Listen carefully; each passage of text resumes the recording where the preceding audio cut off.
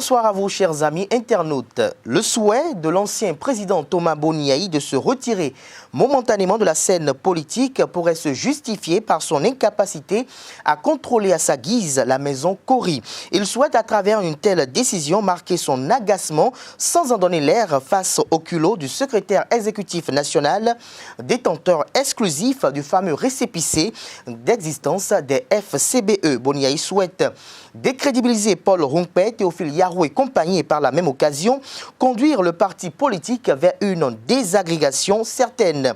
Une décision qui, si elle s'avère effective dans la plénitude, pourrait hypothéquer l'avenir du parti politique avec des revers imminents au soir du scrutin prochain. Selon certaines indiscrétions, Boniaï serait très mécontent du faible pouvoir dont il dispose en tant que président d'honneur. Il est très limité dans ses attributs et cela n'est pas du yaï. Rappelons que le parti politique, autrefois une alliance de partis politiques composés aux allures hétéroclites, est né à l'ombre du pouvoir dont il contrôlait tous les leviers et nul ne lui a jamais résisté au sein de la maison Vert-Blanc. Et conscient des enjeux politiques qui pointent à l'orée, dont la conception et l'élaboration des listes de candidatures, la désignation du chef de file de l'opposition après les échéances prochaines, Boniaï, le Nyawé national, veut revenir au devant de la scène et compte constituer l'hypocentre des différents événements déterminants pour 2021 afin de satisfaire son désir irrésistible de revenir sous le feu des projecteurs. Et pour y parvenir sans anicroche, Boniaï ambitionne être le secrétaire exécutif national du parti politique FCBE, raison pour laquelle il soutient l'organisation d'un congrès avant les élections communales de mai prochain afin de réajuster tout ce qui lui paraît anormal, dangereux et ou encore nuisible à sa survie politique. Cependant, à y voir de près, Théophile Yarou et Paul Rompet ont bel et bien raison dans leur posture. Ils devraient même être traités comme des héros, car s'il y a eu accalmie et le pire n'a eu lieu, c'est le fruit de leur maturité politique.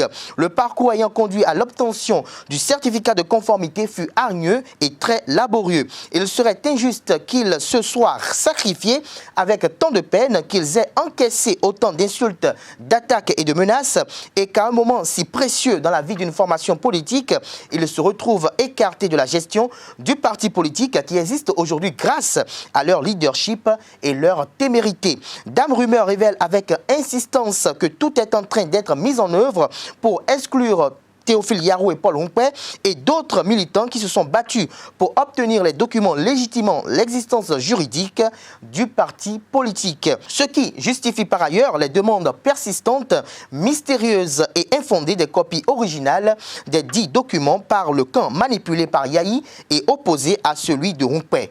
Pourquoi réclamer des documents contre lesquels on a eu à développer haine et même une aversion irraisonnée si certains estiment qu'il y a eu des compromis dans leur démarche?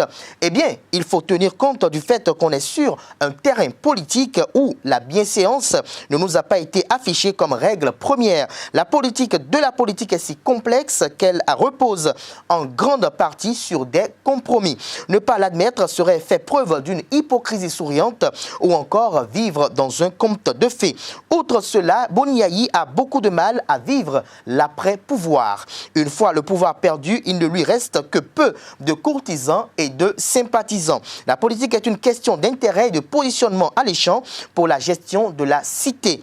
Le président d'honneur du parti politique FCBE doit savoir que la grande majorité des militants restent FCBE jusqu'à ce jour, d'une part pour le plaisir de Boniaï lui-même, d'autre part par devoir de gratitude envers celui qui les a amenés à la lumière et une infime autre partie qui croit à un idéal.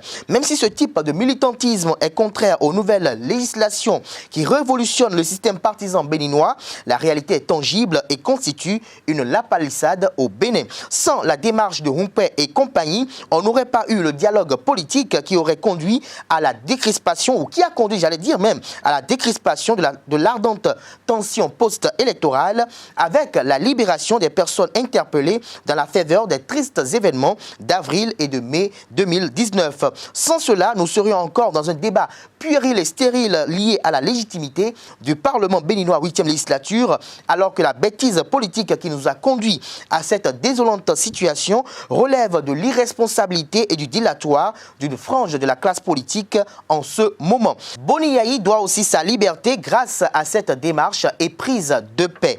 Il faut apprendre à quitter les choses avant qu'elles ne nous quittent, dit-on. Boni Yayi a été fait par certains et il a à son tour fait beaucoup d'autres.